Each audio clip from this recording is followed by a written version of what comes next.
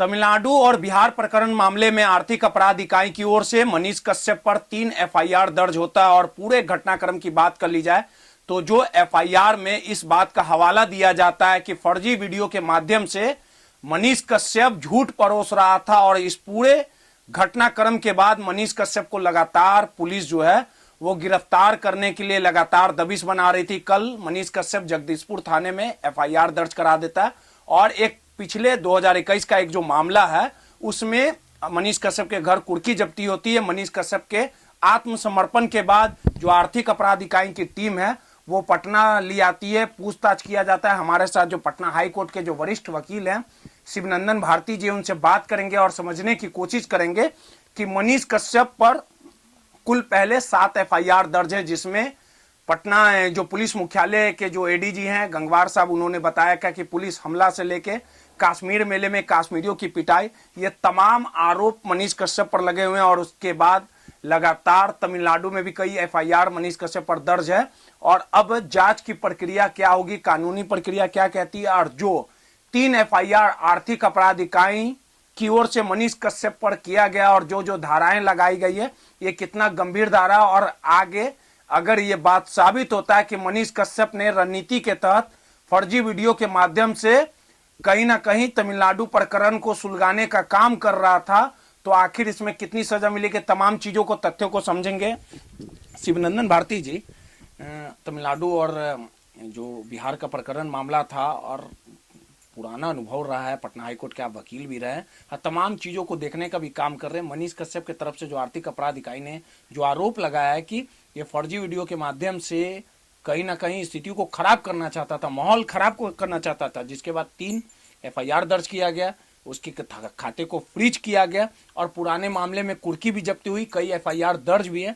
जो 3 मामले दर्ज किए गए उसमें कौन कौन धाराएं लगाई गई और कितना संघीय अपराध है ये? देखिए, ये जो मैंने बहुत बारीकी से एफआईआर का अवलोकन किया और पुलिस मुख्यालय के द्वारा जिस हिसाब से प्रेस विज्ञप्ति करके एक एक चीज़ की जानकारी दी जा रही है, तो सामान्य केसों में इतनी तत्परता प्रेस विज्ञप्ति हर मुद्दे पर नहीं दी जाती, लेकिन ये इसका मतलब पुलिस मुख्यालय भी इस मामले को बहुत गंभीरता से सीरियस ना मामला 2 राज्यों को सुलगाने का काम कर रहा था, जो पुलिस का आरोप है। यस, तो अब सवाल ये है कि जो आरोप लगाए गए हैं इनके ऊपर मुख्य धाराएं जो है वो 468, 468 के बाद आपको 471, 153 का ए, 153 बी, 511 का सी है, बहुत सारे सेक्शंस का जिक्र किया गया है। सबसे गंभीर धारा कौन है? 468 जिसमें मैक्सिमम पनिशमेंट जो है अप टू 7 माने 7 वर्ष तक की सज़ा का प्रावधान है, वो सबसे बड़ा धारा है जो इनको लगाया गया है इनके ऊपर।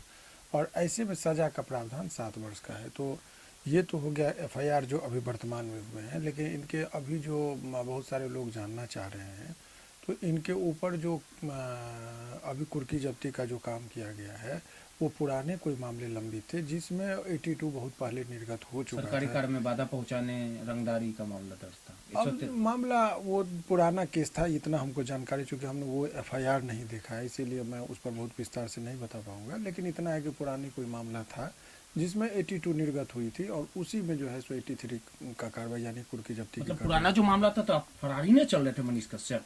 हाँ, उस मामले में यदि 82 निर्गत हो जाता है तो उसको माना जाता है कि वो एब्सकॉन्डर थे, तो एब्सकॉन्डर के आधार पर जो है सो यहाँ पर 83 की कार्रवाई की गई थी। लेकिन इस बीच में उन्होंने अपना वहाँ पर जाकर थाना के समक्ष वो जो है सो सरेंडर कर गया। यही अभी वर्तमान परिस्थिति में। अच्छा, 3 एफआईआर जो दर्ज किए गए हैं तमिलनाडु प्रकरण मामले में, जो आप तमाम धाराओं का विस्तार से बता रहे थे, ये कितना? देखिए, लॉ पॉइंट ऑफ व्यू से देखा जाए तो हर सेक्शन का जो कार्य है वो अपने एक्टिविटी के लिए होता है। तो जैसे मैं अवलोकन कर रहा था तो एक में इनके ऊपर आरोप ये है, जो लास्ट एफआईआर है उसमें कि इन्होंने एक हथकड़ी लगा हुआ फ़ोटो अपने आईडी से पोस्ट किया, जिससे लोगों के बीच में भ्रम पैदा हुआ कि मनीष कश्यप गिरफ्तार हुआ। तो इसका यही ना कि एक झूठी खबर को प्रचारित किया जो सत्य नहीं था कि मैं गिरफ्तार हूं, और गिरफ्तारी की खबर गई।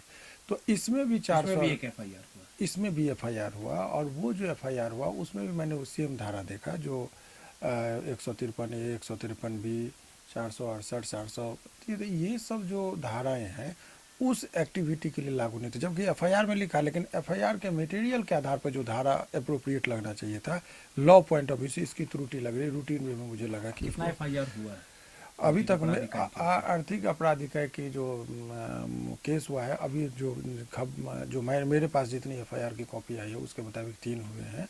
और प्रेस विज्ञप्ति में एक बात का संकेत दिया गया है कि इनके खिलाफ आर्थिक अनियमितता बरतने का भी एक केस जो है उस दिशा में अनुसंधान चल रहा है। तो हो सकता है कि एक और केस हो जाए, लेकिन हम नहीं कर सकते, क्योंकि संकेत के आधार पर मैंने कहा अच्छा, एक बात कि बताइए संभावना बंद थी। शिवनंदन भारती जी, जब इस तरह के एफआईआर किसी पे होता है और आत्मसमर्पण या गिरफ्तारी होती है तो बेल की जो प्रक्रिया होती है वो क्या होती देखिए है? कितना महीना लगता है? देखिए बेल की जो प्रक्रिया है वो समझिए, बेल और धारा उसमें बहुत ज़्यादा ये नहीं है सवाल। बेल में आप इस केस में मजिस्ट्रेट नहीं देंगे बेल, तो लोग सेशन न्यायालय में जाते हैं। सेशन न्यायालय में डायरी मांग होती है, डायरी में क्या मटेरियल इनके खिलाफ आया, गुण दोष चार्जशीट किस चीज़ में जमा की जाती है, उस चीज़ को देखते हुए यदि लगता है कि बहुत साक्ष्य पर्याप्त है इनके खिलाफ, तो वहाँ पर बेल नहीं दी जाती है। और हाई कोर्ट तक में आते आते कस्टडी बहुत हो जाता है, 3-4 महीना यहाँ पर नंबर पे भी अभी लग ही रहा है। तो ऐसे यदि स्टेज का बात है, यदि हाई कोर्ट आना पड़ा तो इनको 4-5 महीने का वक्त अभी रहना पड़ जाएगा। यदि हाई कोर्ट नहीं आना पड़ा तो 1-आध महीना में उनको अकाउंट फ्रीज किया गया उनका। ये अकाउंट, ये दबाव बनाने की कोशिश की जाती है कि आप कहीं भी हों तो आर्थिक रूप से जब आदमी कमज़ोर होगा, ट्रांजैक्शन नहीं होगा तो पुलिस के समक्ष उपस्थित हो जाएगा, सरेंडर कर जाएंगे। कंपेलिंग मैकेनिज्म है ये सब, तो वो की गई है इनके खिलाफ। तो हो सकता है कि अकाउंट जब फ्रीज कर दिया तब इनकी आवेदन पड़ेगी कि मैं सरेंडर कर चुका हूँ, तो मेरे तरफ से कोई आर्थिक अनियमितता नहीं बरती गई है, तो हो सकता है पुलिस उसको। एक आखिरी सवाल है, अगर तीनों एफआईआर में अगर प्रूफ हो जाता है कि हाँ इनके द्वारा ये किया गया था, तो तीनों एफआईआर में आप जिस प्रकार से बता रहे 7 साल ज़्यादा, तो नहीं, यदि वो हो गया तो मैक्सिमम पनिशमेंट 7 इयर्स का है। तो ऐसा हो सकता है कि 2 साल में भी जज छोड़ सकते हैं, 3 साल में भी छोड़ सकते हैं। आप उससे अधिक मतलब नहीं तीनों दे सकते। एफआईआर में 7 साल होगा कि मतलब सीधे तीनों नहीं, वो तो निर्भर करता है कि जिस टाइम में पनिशमेंट होता है तो उस टाइम में देखा जाता है कि कंकरेंटली चलेगा, एक साथ ही सजा। कौन लोग नामजद है इसमें?